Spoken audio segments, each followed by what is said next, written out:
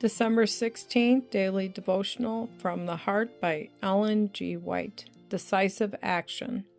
Occupy till I come. Luke chapter 19, verse 13.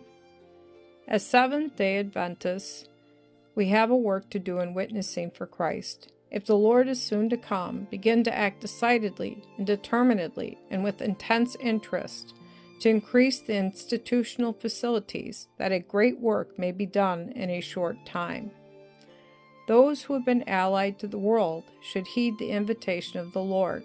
He says, "Come out from among them, and be ye separate, saith the Lord, and touch not the unclean thing."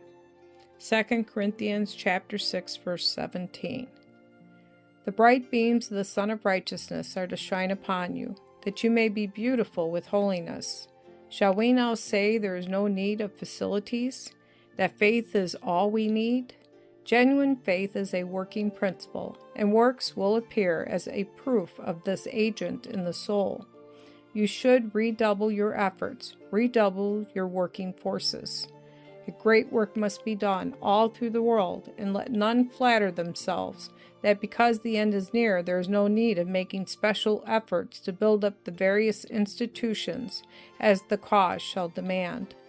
All are to be workers, but the heaviest burden of responsibility rests upon those who have the greatest talent, the largest means, the most abundant opportunity. We are to be justified by faith and judged by our works.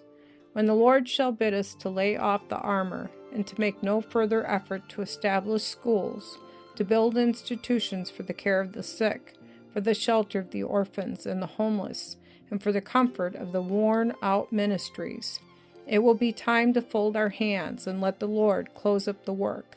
But now is our opportunity to show our zeal for God. Besides all this, God calls for home missionaries. Let every soul deny self, lift the cross, and expend far less means for the gratification of self, that there may be living, working agents in all the churches. A faith that comprehends less than this is one that denies the Christian character. The faith of the gospel is one whose power and grace are of a divine authorship.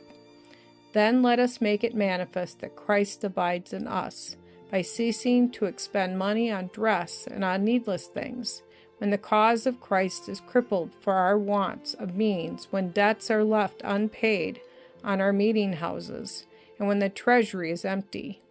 By their fruits ye shall know them. Matthew chapter 7, verse 20. Shall we not follow the example of him who for our sakes became poor, that we through his poverty might be made rich?